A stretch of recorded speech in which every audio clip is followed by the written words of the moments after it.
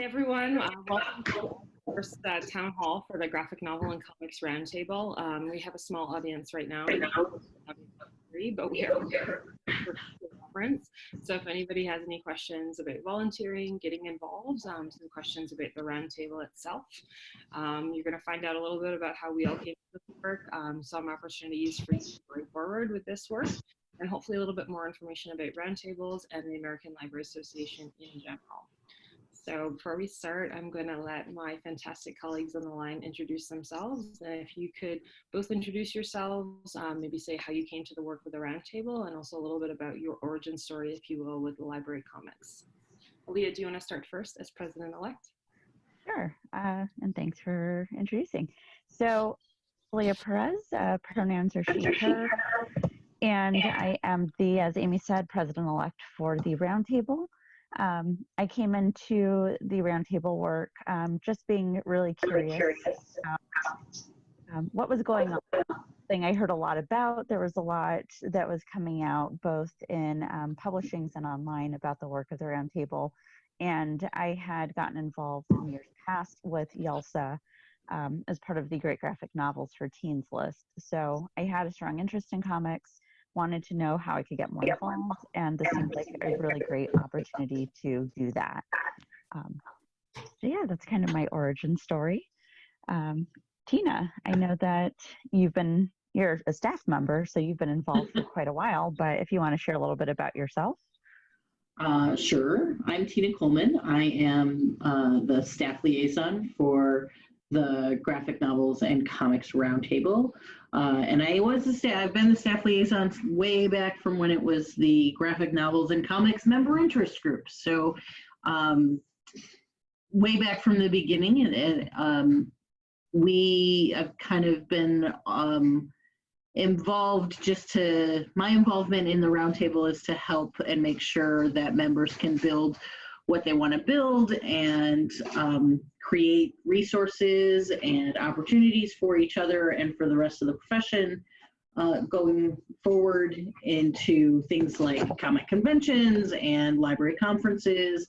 Pretty much everything that the roundtable does. My job is to help make sure that that happens, including making sure that the committee volunteer process moves as smoothly as possible for the president and the president-elect. So that's kind of what we're here to talk about today. The roundtable is, I would say, probably one of the busiest roundtables at ALA in terms of the amount of projects that it does on a daily basis, monthly basis. There's just always a lot going on. So at the moment we're working on C2E2 as well as getting ready for ALA annual conference. There's going to be a meetup at the PLA conference coming up. Plus there's work in progress on the new adult reading list. And there's a webinar coming up, and there's movement on some resources and toolkits committee work. So there's plenty of work to be done as part of this roundtable. So I really hope as your staff liaison that you will come and help everybody do those things. Thanks, Tina. Thanks, Aaliyah. Everyone, I'm Amy Wright. I'm the president of the Graphic Novel and Comics Roundtable, and I've actually been with the group for just a few years. Tina is why I'm here. So I came on board when the group was a member interest group, and so I should say one of the biggest things I think that's really interesting, and it's not something we advertise in terms of a volunteer opportunity because it's sort of tangential, but because we are a new roundtable, there's a lot of opportunity for creating foundational documents. So I was part of the team that transitioned the group from a member interest group to a roundtable. And so in order to do that, we actually did have to present before ALA council. We had to present a packet on the committee on committees. So there was a lot of work, behind the scenes work. So if you have strategic planning experience from work, or if you're like, hey, I would like to draw up a strategic plan, we have opportunities for you. Our committees are very large and growing. So we're actually adding on a new committee coming up this year, which is going to be a kids reading list committee, a kids awards committee. We just added on our adult committee, but we are the newest roundtables we added to the American Library Association and one of the fastest growing. And so there's many opportunities that we're not even going to talk about today because we haven't even envisioned them yet, but there'll be a lot of things. So if you're interested in building things and creating things from scratch and actually trying to make something in the profession or in the space of comics that you would like to see, this is definitely a good opportunity. So one of the things we're going to talk about, and the reason why we're doing this town hall, is to talk about upcoming volunteer opportunities. We do have our volunteer form open now. The volunteer form will be open until March 15th. So we wanted to talk a little bit about the work of the roundtable, some of the upcoming opportunities that we have, and also different types of volunteering. One of the things that we've really tried to build into the roundtable, and something that we're committed to do as the roundtable continues to grow, is build in lots of different opportunities for involvement. Tina is our staff liaison for ALA and has been an ALA coming up 20 years, which is amazing, and is the reason we're all here. But I know, Aaliyah, I don't know, how long have you been an ALA member? I've been an ALA member for, gosh, I want to say 8 years at this point. I think it was a little intermittent at first because I was a part-time library staff member, not yet a student in an MLIS program. So it was something that I wasn't quite sure if I was going to stick with librarianship. Once I knew, I think I've been a continuous member for 6 years now. Yeah.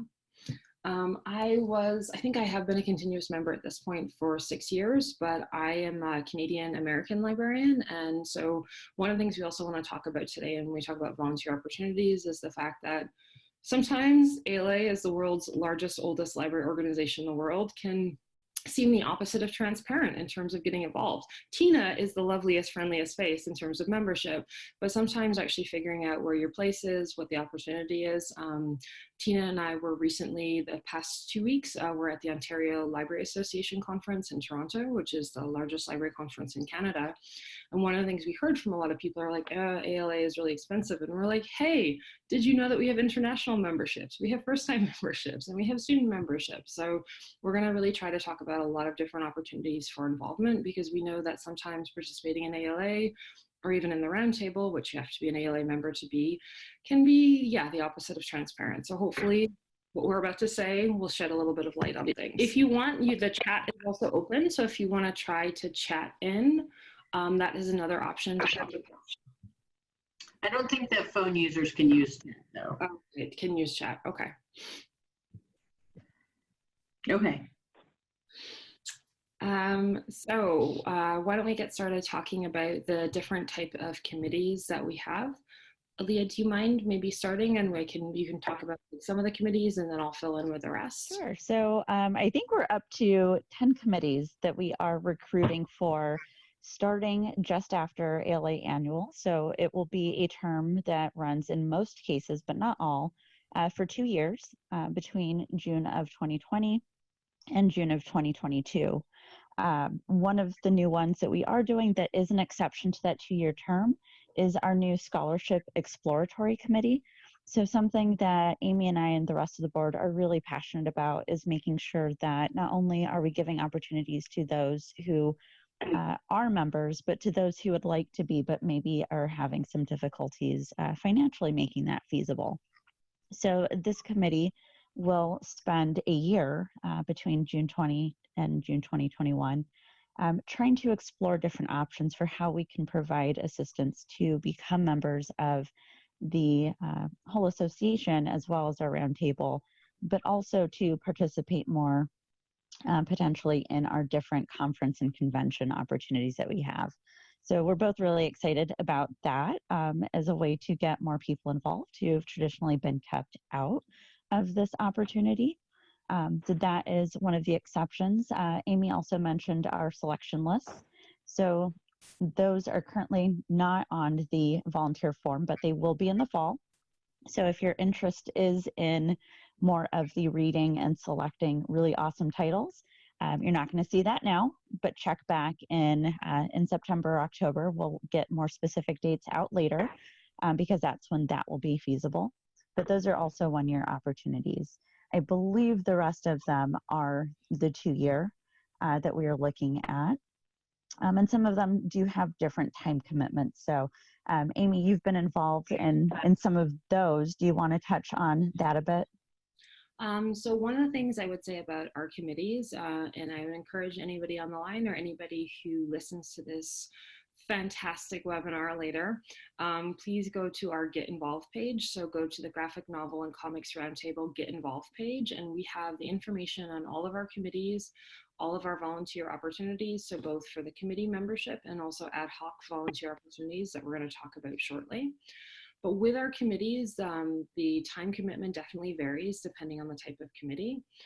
Some of the ones that have a little bit stronger commitment, especially for on-site presence, are our conference committee. So this is helping with ALA Annual and ALA Midwinter, and also our conventions committee. So currently, in terms of our conventions committee, we have strong presence and or support local library workers at the following conventions. So we have New York Comic-Con, Emerald City Comic-Con in Seattle, C2E2 in Chicago, San Diego Comic-Con, WonderCon in Anaheim, Toronto Comic Arts Festival, Small Press Expo in Washington, DC. I'm going to forget some. We've done stuff for Keystone in Philadelphia. The conventions definitely vary. So some of our largest are for C2E2, which is upcoming at the end of February. So cool if anybody on the line is in the Chicago area. Again, Canadians, Chicago is super close. Come to C2E2. It's a 3-day con, and one of the most amazing things is we actually have a pop-up library on the Comic-Con floor. So it's a library space with dedicated collections that people can sit, have a break, do some coloring sheets, take a quiet time and just read. It's one of the nicest things and one of the best things to be able to offer on the convention floor, because we're not selling anything. Sometimes we have giveaways that we're able to arrange through the publisher. Sometimes we'll have creator signings.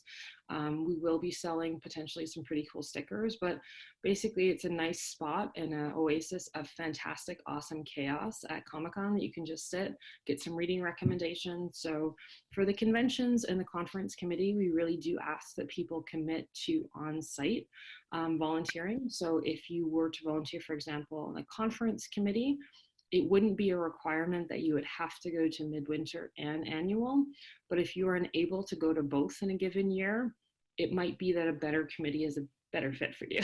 Similarly with conventions, we've had people express a huge amount of interest in conventions and we're super excited about that, but it really helps if you're able to be on the convention floor because, for example, at the pop-up library at C2E2, we'll probably get, several thousand people over the course of even the first day. And so we need volunteers to man the booth.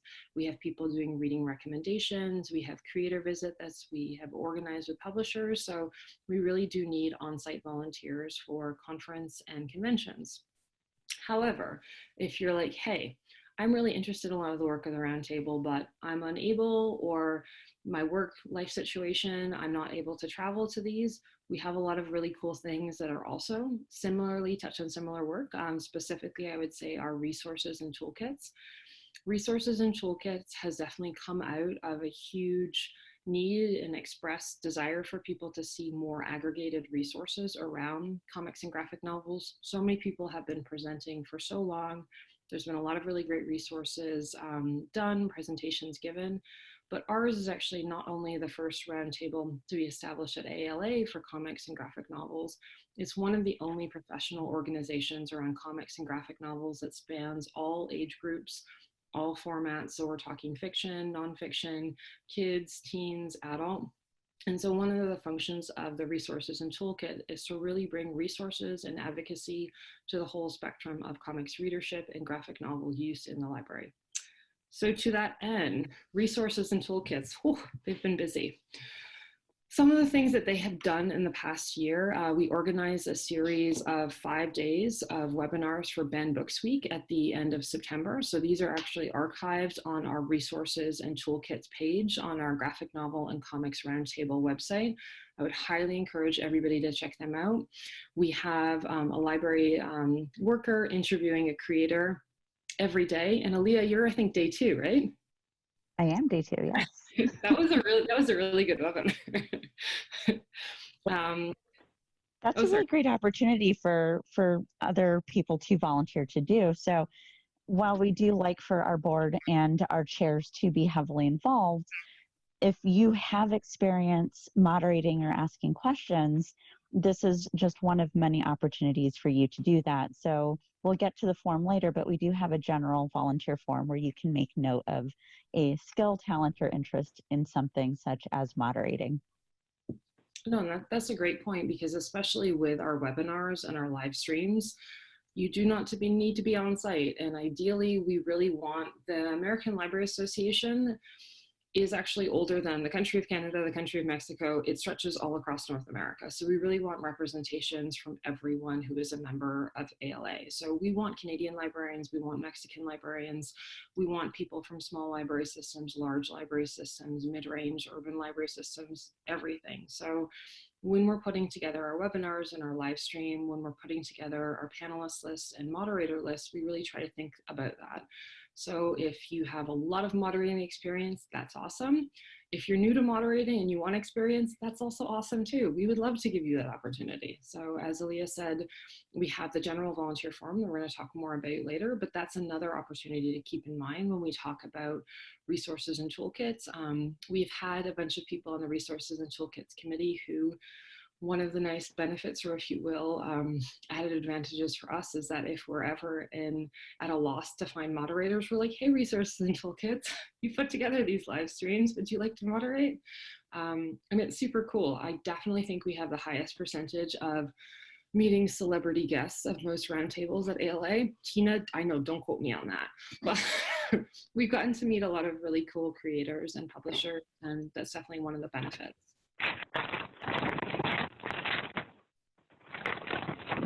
No guarantees. So we have our conventions, our conferences, and resources and toolkits.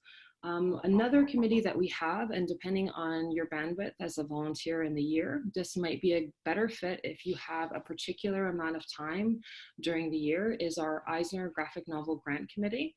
So the Eisner Graphic Novel grants, they're actually some of the largest grants available in librarianship. We give out 3 a year. Just this past year, so within the past calendar year, so last year, we opened it up to libraries in Canada and Mexico as well. We give out 3 grants. Each of the grants is the equivalent of around $6,000 US, and it includes money to buy collections, a donation of collections, money for travel support for the winning library to attend ALA Annual, and also money to do programming at your library around comics and graphic novels. These awards are open to all libraries. So school libraries, prison libraries, adult services collection, children's collections, teen collections, everything. Our graphic novel, our Eisner Graphic Novel Grant Committee is actually tasked with looking through these applications and picking the 3 winners. So it's a pretty cool committee, very intense workload for a targeted amount of time. So the applications always close beginning of February. So it actually closed February 9th. And so that committee will be tasked over the next month and a half to review those applications. So if you really want to be involved, but you're not sure what your bandwidth is throughout the year, but you know that you have this targeted amount of time, this might be a really good committee for you for next year. Okay, going down the list. This is,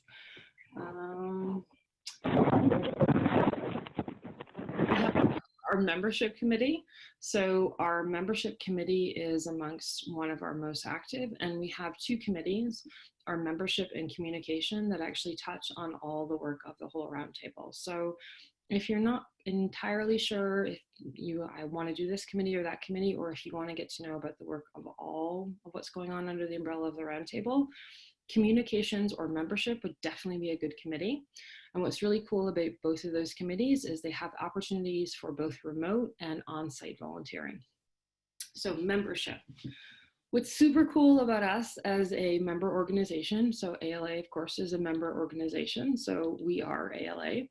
And the roundtable, we are a very fast-growing roundtable. So we were just incorporated a little over 1.5 years ago, and we almost have 1,000 members now, which is really exciting. We passed our 1% mark, so we actually do qualify for a council seat on ALA Council now going forward. It's super awesome. But we also we're really excited about the number of our student members.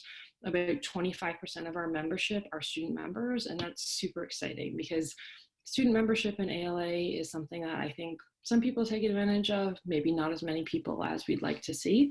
And we definitely want to hear from student voices in terms of the work that's going on. So any students on the line, please consider membership or communications, because we'd like to do a better job of reaching out to our student members. With membership, they are doing both, again, remote and on-site work. So for example, membership works in close partnership with conference and conventions to arrange membership events at both convention and at conference. So for the recent ALA Midwinter, membership had done a booth in the ALA member office. Thank you, Tina. And we just did a promo talking about ALA membership in both ALA and in the roundtable, promoting our really fantastic t-shirts, of which I should have worn today. We'll drop a link in the, but membership arranged our logo, membership arranged our t-shirts, and now we also have tech tattoos for sale. So stickers for your laptops. This is a partnership with the Intellectual Freedom Roundtable. And those are also for sale at the ALA store. So membership does a lot of really cool stuff. And so they're organizing on-site events to both talk about being a member, but also to provide support for our members. Aaliyah and I both know that ALA can, seem like a really hard place to find your place. And so I think offering as many opportunities as possible to meet people who have similar interests is really fantastic. One of the things I was able to do in partnership with membership is organize 2 meetups during ALA Midwinter, just super informal meetups. We went to Amalgam, which is one of Philly's best comic stores. I probably shouldn't say best, but in my opinion. We did a meetup there, and we also did a meetup at Barcade, which is an arcade bar. So, we are comics and graphic novels, but, we're very close kin to the gaming roundtable. So it felt like a good thing to do as a bridge. And so we're really trying to do meetups as well for members. We have a meetup coming up at PLA. We're going to do a member meetup lunch, and again, just very informal. So membership is working in conjunction with conference and conventions to do those kind of meetups on site, but they're also organizing so many fantastic remote opportunities. They have sent out membership emails. They've also been doing this fantastic membership swag, where it's just like, hey, we picked your name out of a bag, you get a membership swag bag. So membership has been doing that the past few months, and all of our members who got it were like, wait a minute, I just got free stuff in the mail because I'm a member. Yeah, that's the membership team. So Rachel and Carla, slow clap, pretty fantastic. So that's the membership. So again, both remote and on-site opportunities for membership. Then we have communications. Communications is, again, like membership, touching on all the work. So it's just basically our umbrella to try to promote the work we do. We're very active on Twitter and Instagram. We also have a Facebook page, and we're posting as well on ALA Connect, which is the official communications channel for ALA, and also our official archive for communications for the roundtable. We have a website as well. So, hey, if you have talents about writing, or if you want to develop talents for writing, web design, any of the above, we need members for the communications team. So please let us know. The other cool thing for communications that we've talked about, but I would like to stress even further, is if you are at conventions or if you are at conference, you can run on-site communications for us. It's so much fun when we do a pop-up library like at C2E2. We have a library selfie booth, and whenever I've done on-site communications for the roundtable, I get to take people's picture doing library selfies at Chicago Comic-Con and posting it. I'm like, it's a pretty cool volunteer opportunity. So, and not only is that really great advocacy for us, honestly, it just makes you feel good. Like every time a kid stops at the booth and is like, what are you doing? And we're like, oh, we do comics librarianship. They're like, what? We're like, yes, that is indeed something that you can now do. You could specialize in comics librarianship in library school. You could be a comics library worker, 100%. So doing communications, we have on-site opportunities, but also remote opportunities. So both communications and membership are going to be a bit of a more even keel commitment throughout the course of the year. Conventions and conferences, as I said, are a lot of more on-site commitment, and also definitely geared around those conventions and conferences. Eisner is going to have, over the course of a year, less of a lift, but a very targeted lift over a particular period of time. But so resources, toolkits, communications, membership, those are going to be broader commitments. Aaliyah mentioned we have our scholarship team. So this is a new exploratory committee. So we'll see how this goes in terms of time commitment. My anticipation would be it'd be similar to resources or communications or membership, so spread out over the course of the year, because for that we very much have end of the year deliverable, and that we want the scholarship exploratory committee to come to some recommendations, but there's not anything specific. Like we don't have them like you have to report on this by a particular time. We're just looking for some feedback over the course of the year.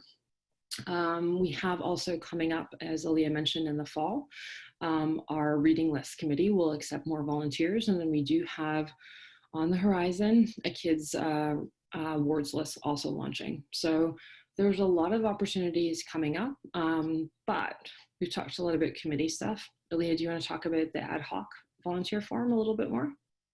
Sure. So as we move throughout the year, we know that there are a lot of things that we need help with that don't necessarily need a full-time commitment from our volunteers. So some of those things are just being willing to jump into our on-site conventions that we're a part of or conferences, but other stuff is stuff that you can do from the comfort of your own home. So we currently do need folks who have an eye for visuals, who do have interest or talents in website design. We need people who are able to help with our communications, but on temporary little, I don't even know what the word is I'm looking for, just in the moment little things that we need. So helping with getting the word spread. But there are other opportunities too that maybe we haven't imagined. So the form that we will make sure goes into the group chat does list some of the things that we know we tend to need help with. But if there's something that you can do, so I think moderating is on there, being able to jump in and ask folks questions is a whole lot of fun. But if there's something else that you know that you can bring to the roundtable that isn't on the list, we have a place for you to share that with us too. So what talents do you have that you think would really help us spread the word on comics to other library professionals? And that form is open all year round. So if you find that you are too busy right now to even do small commitments, we do ask that you fill out the form and just let us know, like, I need something that is tiny, or I can do something for a few weeks, but that's all I can do, or I can do this intermittently on an ongoing basis. So we give you a lot of flexibility in essentially creating your own involvement in the roundtable because of this form. Yeah, that's a largely you-driven thing. Yeah. And we do have a lot of people who contact us and maybe even say, I know for people, you heard both Leah and I mention that our membership has not been continuous in ALA. We understand that it's a very pragmatic thing for a lot of people where maybe your membership is going to expire at the end of this year or the end of June because your administration is only paying it for a certain amount of time. If you even have a few months to volunteer and you would like to be more active, this would be a really great way to get involved for those few months. The other thing is, be real honest. I know that sometimes the library jobs we have are not the library jobs we want, or we want to build other skills, and maybe the jobs that we have allow us to do some of the stuff we really like, but there's some things that we really want to broaden our skills. This is a really great opportunity. So as Aaliyah mentioned, we do need help with the website.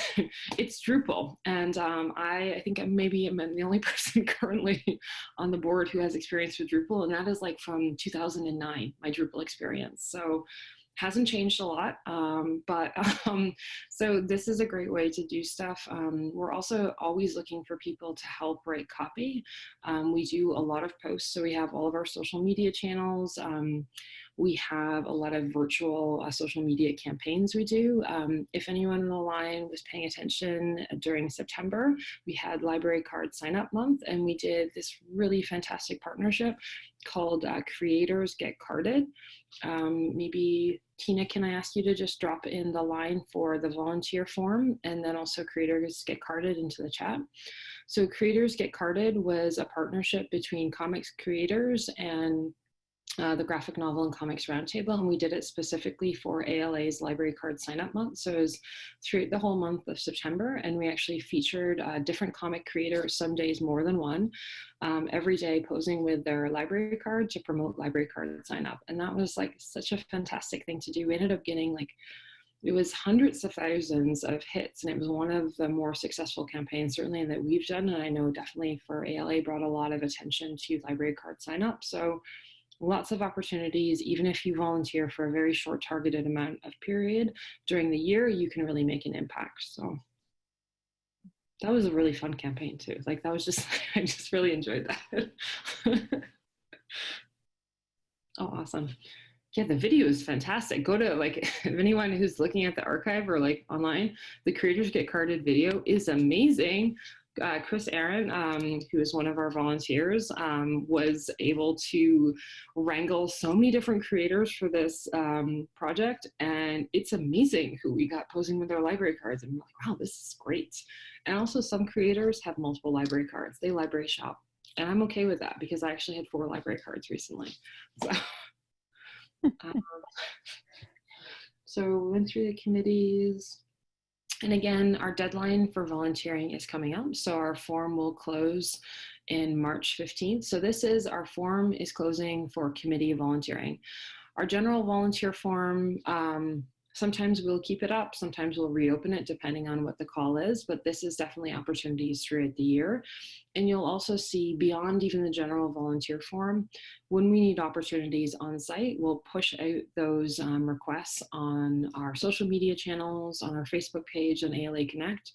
For example, we're looking, I think we have enough now, but we were looking for volunteers for C2E2 for the pop-up library, because again, we're getting thousands of people stopping by the pop-up library on the Comic-Con floor. So we're looking for volunteers to take photos of library selfies. We do readers advisory recommendations. We have creators stopping by the pop-up library. We're doing giveaways, all this fantastic stuff. So there's always volunteer opportunities that are coming up. And this is actually how I got involved with the Roundtable. New York Comic Con was my con for the longest time, and I had no idea if the library did stuff at Comic Con. And I put in to do a panel at New York Comic Con, specifically about how to use comics in the classroom. And this was right around the same time that the Common Core state standards were introduced and adopted by New York City. And I put in a presentation proposal with 2 of my colleagues, and we got accepted. And we were told that, oh, ALA is sponsoring these panels. And I was like, ALA is at Comic-Con? Yes, ALA is at Comic-Con. It's definitely the coolest ALA job. So there's lots of opportunities. Hey, Tina. For volunteering. So throughout the year. So again, volunteer deadline, March 15th, but calls for on-site volunteers, especially for ALA Annual. We will hopefully be doing stuff for WonderCon coming up in April. A bunch of this stuff is going to be coming up. So please just bear in mind that we have opportunities that are constantly being announced. So if you miss your call for the committee form, you haven't missed your opportunity. We're very mindful that for a lot of people, it's really prohibitive in terms of getting involved in ALA if you feel like you've missed the window and then you have to wait a full year. We are really trying to create opportunities for people to participate throughout the year, and especially in a way that works for them, their schedule, their budget, and their bandwidth. And Amy, we didn't actually cover 2 of our committees, metadata and awards and reading lists. So just to make sure folks know that those are options as part of the opportunities. So award and reading list is probably the most confusing committee that we have as part of our selection. We are currently still in the building process, as both me and Tina have mentioned. It was first a member interest group and then turned into a roundtable, but we have a lot of establishing still to do. So part of the task that the awards and reading list committee has is to help us to decide which awards we should be giving out to either professionals or comics professionals or library professionals, or what reading lists that serve as kind of honor lists rather than bibliographies that you'd use in an everyday capacity that we should be creating for, again, the roundtable. So this committee is currently not a selection committee. If you're hoping to, again, read a bunch of titles and judge those on their merit as whole picture and word bundles, those are going to be in the fall that we're looking at those. But if you want to help shape the future of what our awards and honor reading lists look like, that is the work of our current awards and reading list committee. We also do have the metadata committee that does a lot of stuff that is behind the scenes, but so incredibly important. Yep. There have been a number of cases that have come to light just in the very past few months, like the very recent past, that have really shed a light on how libraries tackle certain topics that you would hope we would be further along in, as far as being inclusive or not including if they are harmful to certain communities. And yet we still see these things popping up. So there were a few cases that our metadata committee were looking at and helping to explain to not just the board, but membership, that there are certain things that we condone as a roundtable, certain things we don't. And that is part of what they do, but not the entirety of what they do. So Amy, I don't know if you wanted to add anything else about metadata or awards and reading lists. Sure. Well, definitely for metadata. Hey, metadata cataloging folks, I'm really sorry. You know, my heart is with you. Metadata matters. Sorry to miss you. I was making a list. I'm like, I'm not going to forget it. And I totally forgot it. So one of the big reasons why beyond just comics and graphic novels is a really good example. We talk a lot about public service in libraries, doing outreach. Super important, but a lot of ways, obviously, how people come to our materials is through information retrieval and the information architecture that we've created for our collections, for our programs, indeed for our website and all of our communication. So metadata and cataloging is definitely targeted at comics and graphic novels, but is within the larger crit cataloging community, looking at cataloging and metadata very critically and thinking about how we can grow and change, making sure we're meeting our communities where they are, and also reflecting the best practices and standards for cataloging and metadata that currently exists, even if they go against sort of what we've done before. Comics present some really great opportunities for challenging a lot of hierarchies we use in information architecture. One of the biggest things, if anybody's ever heard me talk, I apologize because this is the example I always use, but a great example is for any of the creator-owned content that we see coming out of, for example, Image or Dark Horse. You have the writer and the artist sharing copyright on that material, and yet the metadata cataloging standards that we follow in library land is the writer always comes first. That's not accurate. If we're talking about creating an authority file, these people own copyright on that title. So what can we do from metadata and cataloging, working with other partners? We are very lucky to have a representative from Library of Congress as a special continuing liaison position to the metadata and cataloging committee. For those of people who don't know, Library of Congress actually has one of the largest collections of comics and graphic novels in the world, and they very much committed themselves. Dr. Carla Hayden is a big comics fan too, which we love. But comics, especially even when we talk about superhero comics, they're very much a part of American history and American art form. And so Library of Congress has really tried to push the envelope in terms of collecting comics and graphic novels. Library of Congress actually has a web comics archive, and they've tried to work as much as possible with large Comic Cons and large scale comics initiatives, but they also always have a presence at Small Press Expo, and they even have a borrowing collection of local zines, and they've really tried to, again, continue to have this dialogue and conversation about how comics and graphic novels can not only be collected in ways that better reflect the access that we need them to have, but also how they can talk about collecting and accommodating other formats in the library. So we talk so much about audiobooks, non-traditional materials, and we sort of kind of throw up our hands, especially if our mandate is to meet our communities where they are and to provide access and reflect our communities and our collections and vice versa, then we need to be a little bit more accommodating and be flexible and actually change. Metadata should facilitate access, not impede access. So that's what they're doing. They're working on coming up with best practices, and again, just having a continuous dialogue and keeping track of some of the standards that people use to collect comics and graphic novels, and making there should be content coming soon on our webpage, which is a best practices document just based on some of the information that they are bringing to the table and that they've heard from other libraries. So. And both of those do have, and Amy, you can correct me if I'm wrong, but they should have similar workloads and time requirement needs as many of the others. So similar to resources and toolkits, similar to what else? I mean, I'd say membership, all of those, they're going to be full year commitments that need pretty steady attention from the members. They may not make a lot of noise as far as what gets seen right away, but they are doing very important work and doing it consistently across the year. Oh, 100%. I think for metadata and cataloging, if we could actually, help advocate for some change in the way that comics are actually cataloged, that has huge impact. So to think about that in real time, that means that when a kid comes into a library, maybe they're actually able to find what they're looking for, or something that's a really fantastic nonfiction comic is no longer shoved in the fiction section, or we don't have Watchmen appearing in juvenile collections. That would be my personal hope going forward.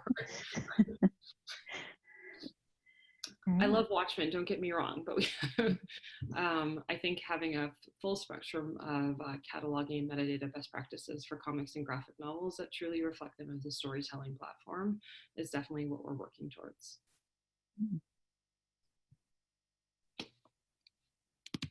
And if we have any questions on the line, this would be an awesome time to ask them. We're at 1:42, so any questions about volunteering, the work of the committee, or I know we have one of our conference co-chairs in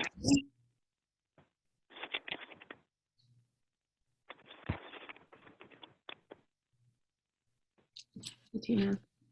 Hi. Hey, how's it going? Good. So if there aren't questions, so Amy, what we can do is answer some of the questions that we do tend to get a lot of, or some of the misconceptions that we tend to get.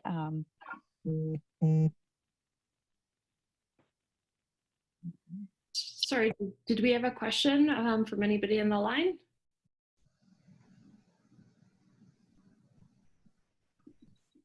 Okay. Do you want to start with one of the first FAQs that we get? Definitely time commitment is definitely something that we've heard. Yes, I think the number one question that I have gotten, as I've thrown myself out there to answer questions for folks, is what is the time commitment?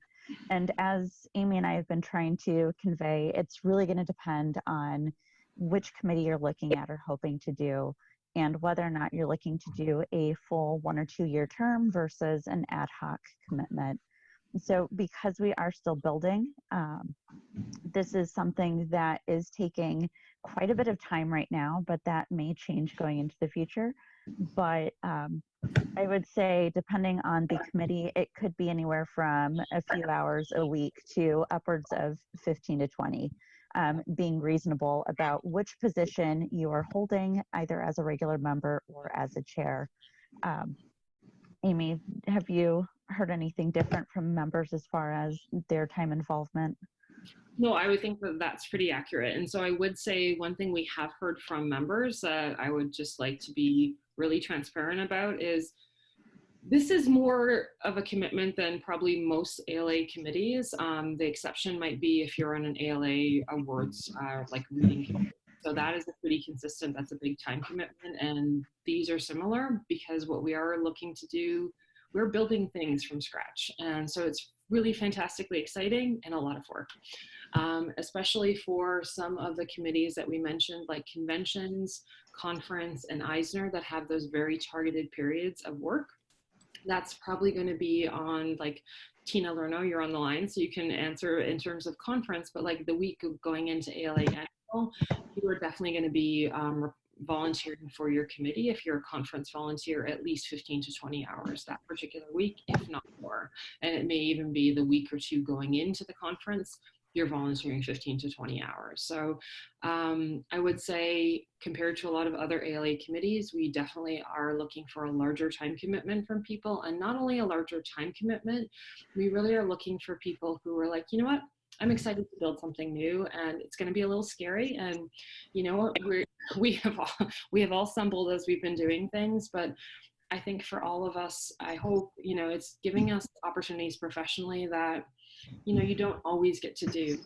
It's awesome working in an organization like the American Library Association that is old and is large, in a profession that is, well established, but sometimes we don't have an opportunity to create something new and really be creative with things. And this is definitely an opportunity. So if you're looking for something that has heavily established templates, handbooks, policy and procedure, these are not the right committees for you, is what I would say. I would think an ad hoc volunteer opportunity would be a much better fit if that's something you're more comfortable with, because we are creating the templates and the handbooks as we speak. We are the newest roundtable at the American Library Association. Another question that we do tend to get is, and this is largely due to the history of committees that are working through the various ALA divisions, roundtables, et cetera, is do I need to attend the conferences? So either midwinter or annual. And again, Amy kind of touched on this earlier. For the most part, no, there's no requirement. But if you are unable to make it to midwinter or annual, you may want to steer clear of the conference committee, especially. And if you aren't local or able to get to one of the conventions that we are very heavily involved with, you may want to steer away from the conventions. Otherwise, we do understand accessibility is an issue, and it's very important to us to not limit people's participation because of their inability to travel. So there are still many opportunities which are, if not entirely, then mostly digital interactions.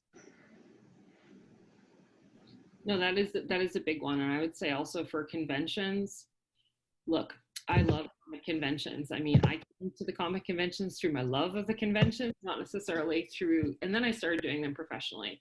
If you're on the conventions team, we'll ask you to work the convention, where like it's not so, we've heard this from some conventions volunteers who are like, oh, I have to volunteer during the convention. Yes, if you have volunteered for the conventions committee, we are going to ask you to work the convention. So maybe if like you, between like your friends and family, you always go to your local con, but like you have things that you do with your friends and family all day during that local con, maybe don't volunteer for the conventions committee. Because the bandwidth is definitely, we are looking for people that are able to give on-site time for that. Similarly for ALA conference committee, if you are currently involved in other ALA committees, we do ask that on the volunteer form. We are looking for people that have lighter schedules because we do know that the lift for these committees is larger than average. And especially if you are volunteering for the conference committee. So again, we have Tina on the line, who's the co-chair of conference. If you are already on another ALA committee, especially a reading list committee, probably is not the best fit because we know what those reading list committees are. We know that you're going to be sequestered for all of ALA annual and winter meeting with the committee and having meetings. That's it. So we would just ask that people think about their own time commitments and trying to be really transparent that we do realize that the time commitment we're asking for from volunteers may be a little bit more than people have from other ALA committees, and that's okay. We're new, we're creating, things that in some cases haven't been done before by our roundtable. So what we also want to say is there's other volunteer opportunities, especially the ad hoc. So if you have a few hours that you'd like to volunteer for the roundtable this year, you have opportunities to do so. Again, we need content written for the website. We're looking to start a newsletter. There's lots of ways to volunteer that are not sitting on a committee. So just want to be really mindful that we understand people's schedules and things are hard. Bandwidth might be limited. For some of us, we're able to do this kind of work as part of our library jobs. Some employers are not as supportive as that, and we understand. So I would also say if your employer is not on board with you doing your ALA, any of your ALA committee work during your job, maybe something that is more flexible, or to think about your time and think, okay, I'm going to go to the convention anyway, I'm going to volunteer for that. And I would say that for accessibility, I think it's fair to have a few people who aren't able to make the conferences, but are instrumental in the planning. And there's sort of, the time isn't consistent. Like, you're not going to be working 20 hours a week the entire year. It's going to be less time, obviously, at the beginning, some planning, meetings, but really it's that lead up to midwinter and annual that is really heavy boots on the ground. And it does make a difference to have a number of people from the community there after just having come back from midwinter. I think it was really helpful to have people who were involved in the planning to be there. And it's a lot of fun.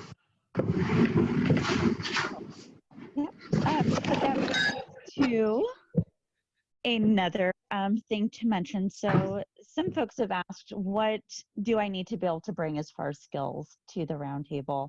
So again, Amy touched on the fact that there is a lot of structure building still happening. So we are really interested in folks who are great at organizing information, who have a more strategic mind for planning, because we are looking both at the immediate needs of the roundtable and we're trying to forecast out. So if you are excellent at organizing data, excellent at communicating to various different people involved in the roundtable, we have a lot of liaisons even between our committees. So you need to be able to hold multiple strings at once and know when and where to jump between. And this is especially true of those who are in higher leadership positions within the roundtable. So our chairs, our board members, etc. And this is a really great way to figure out if the board is something that you will be interested in going down the road, because the work only gets more intense the higher you go up in that hierarchy.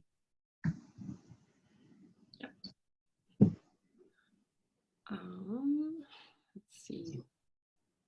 Do we have any other questions, or we're going to hold the line open for some questions? If you have heard all of this, aren't scared off, which we hope you're not, it's a really great opportunity and it looks great on resumes, if nothing else. If you're still interested and haven't yet filled out your form, please do really take some time to fill that out, not just to get something in each field, but to give a really honest response. It's helpful not just for seeing what it is you're involved in, but to see exactly where your passions lie. It's a pretty brief form that we're asking you to fill out, and sometimes the question of whether or not you get put on the committee or not in place of someone else really can come down to the information you provided us. It's not a perfect system, but it's the system that we do have. So giving us as much information about why you're interested, why you're passionate about working on the roundtable is really, really useful when we're appointing. And just so you know, we also do try to be as fair and even as we can when we are appointing. So we do look at a number of factors when we're doing this, and that covers a slew of different things, such as geography. So we try to make sure we have representation from diverse communities. So that can be city versus suburban versus rural. That could be states that are very active. So California and Illinois are two states that have a lot of involvement versus some that have fewer representatives. There are matters of how many other volunteer opportunities have you been given in the past. We absolutely love being able to give people an opportunity to get involved, and sometimes that's the difference between another volunteer opportunity is no one's just given this person a chance. So it's really important to us to be able to do that as well. But that doesn't mean that we turn away those who have a lot of experience. We think it's really important to balance those who come with nothing and those who come with years of experience, because there's stuff to learn from both ends and they bring different perspectives that are really important. We do also try to make sure that we have diverse representation as far as communities go. So we are looking for those who've typically not been involved in leadership opportunities or committee opportunities, because their groups just have a smaller representation in the Library Association and in librarianship, period.